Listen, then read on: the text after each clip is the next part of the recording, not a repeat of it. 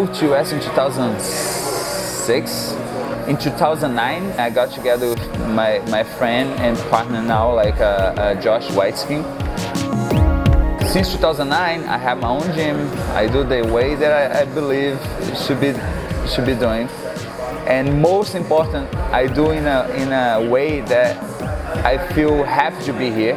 I don't do a way that like I came here just to do something and then I have to leave. I try to run the gym in a way that when I'm here, I'm happy. I'm lucky that kind of like reflect to the students. Like I guess if they realize like the instructor here because he wants to be here, they enjoy more be here. Today the gym is growing so much. It's just like a dream come true. I felt like a big responsibility. Like that's what keeps me going. I felt like I have to be here. It's something that I wish so much, so I cannot give a slack. I cannot be like, oh, I'm not going today, or I'm just take 1 week off. I feel like so many people come here because of me. I cannot just stay home. I just think that the culture is hard work and being consistent. We have a lot of students here at the academy now. I don't know the exact number, but I see most of the same faces 5 or 6 days a week. You know, Marcelo is here twice a day, every day. He leads by example, and you know the rest of us are all here twice a day, every day, and we try to instill, you know, just a culture of hard work and trying to make it fun, basically.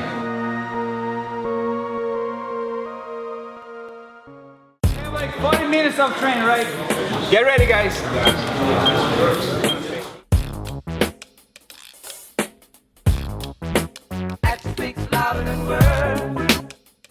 Definitely today, like I feel I have a team. Even I'm part of the alliance since my blue belt. All my world titles since the blue belt was from the alliance.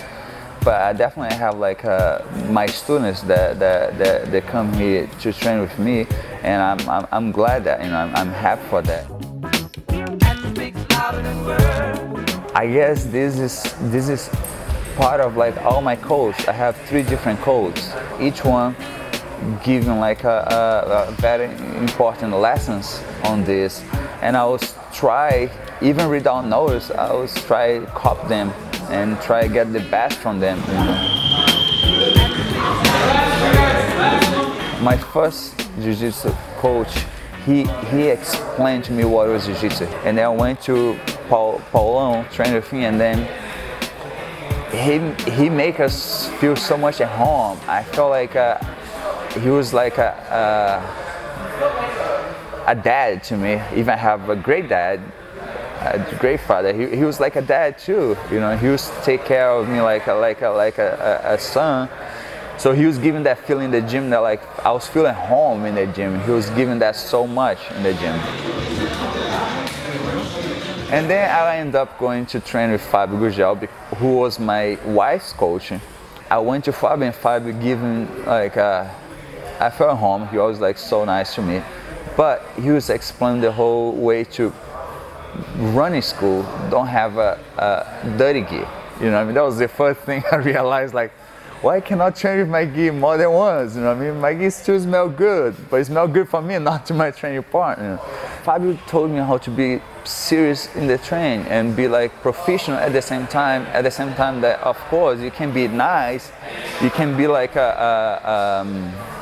you can be friendly, but be professional, be serious. You know what I mean? Like, and feel at home at the same time. You know what I mean? He taught me how to be a professional, especially if that's what I want to do for a living one day.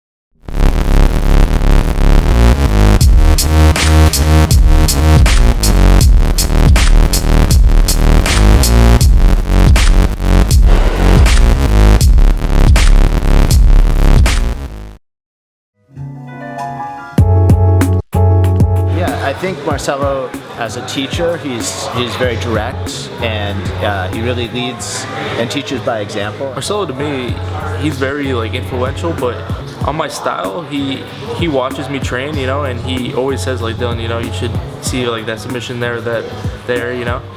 I think he puts the technique before himself. He's very committed to applying perfect technique, and I think he passes that on.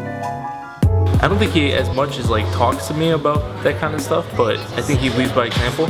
You know, if you watch Marcelo train or you watch his matches, it's always like high pace and he's like always trying to submit someone. I think he leads by example more than kind of pushing me or talking to me in that kind of way, you know. Marcelo's the kind of guy that, you know, he does something and people follow. You know, I've always enjoyed the style, like even though it's a little bit different.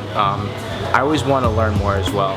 So always being able to adapt something different than what I normally do is good for me. Then I have Marcelo helping me expand my horizons with like single leg X and X guard and stuff like that. So still working on it and trying to integrate it more. I want to be as well-rounded as possible. So I feel like it's really good for me to be here and training with guys that have completely different styles than mine. All my first student, I was trying teaching exactly what I know, you know what I mean? Exactly what I believe, you know what I mean? I don't push only to do my style. I try to tell them to what I believe, and they also show me like what they do, and I learn how to respect them more. But at the same time, I'm not only teach like the moves, I try to teach like the experience in a match that they can use their technique.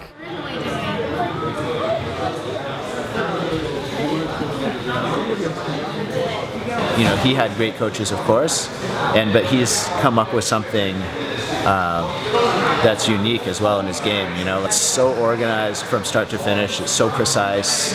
We spend a lot of time, for example, grip fighting more than any other school that I've ever been to, because that's really, I think, like where, you know, the fight kind of starts and ends with the hands, right? Like there's no guard pass if someone's can't connect with grips and can't connect to you. There's no submission from side control if they're, you know, if you can monitor where their hands are. I learned that with like Josh Whiteskin, who was my friend and my partner in the gym. I try, you know, not that I know, but I try use the mental part of the game, you know what I mean? And I realized that was a strong part of like my jiu-jitsu. I realized wasn't that the move that I was doing was right, but I was able to get relaxed when I have to be relaxed, and I was able to go hard and be tense when I have to be tense. Since we started getting together more of this, he got me really to think a lot more about that, not just like how to do the move, put the hand over here, but like why are you doing this? I mean, like the fundamental why you have to do those things. As a coach, but also as like an athlete or as a jiu-jitsu practitioner, what I see with Marcelo is just like a hyper awareness and his ability to concentrate. Like I've never seen any of the other people I've been exposed to. I've never seen anyone that can concentrate the way he does in a roll and just kind of repeat the same position over and over and make mistakes, and maybe he'll tap. He doesn't have an ego about it, and then he'll go right back there and fix it and fix it and fix it, and then he's kind of he has a new position or he has a new hub in his game. So today, even they have a different move, different like technique, I try make them do that style like that. I think is stronger. I've been here 5 years now, so I've been able to kind of see that process, up close. There's not a lot of fluff in Marcelo's game, and when he sees you doing something that's not correct, he doesn't let you kind of get away with it. Like he tells you to experiment, and then he'll come in and fix your position, or he's really hands-on. Like he'll have you show the move on him, and he'll correct it.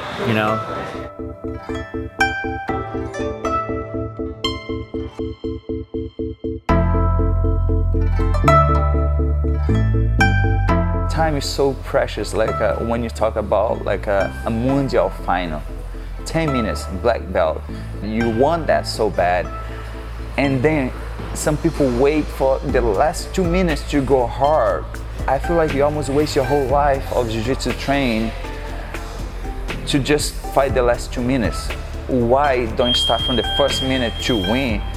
So I want to then have that style too, and don't fight your opponent's game, make him fight your game.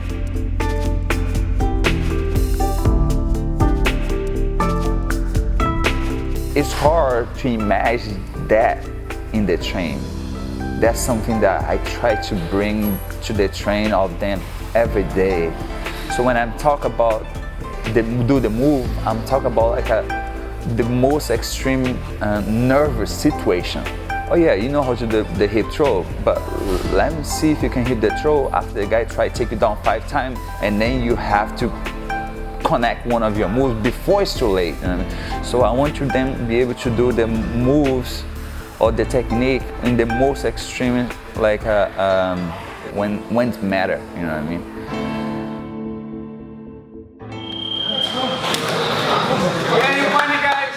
I want your team to get strong. I want to everybody have a chance to experience what I have. I want to the same way how I have my students. I want to then one day after they get the black belt, I want they have their own students too, and I hope we all can get together and get strong with the alliance team. I want to give them the thing that makes me happy. So that's the only thing I'm sure is like give something that I enjoy so much. All right, if I know this is good for me, I hope that's good for him too. You know, you don't give something that you don't like to other people. You know, you give things that you like, especially for people that you really like. So I hope my students can enjoy, have the same life that I have. I want them to be able to do better than me in the tournament, because that was like something that was always make me happy and reflect to have a successful gym, of course. You know, I want to make them do better than me. You know? That's really cool.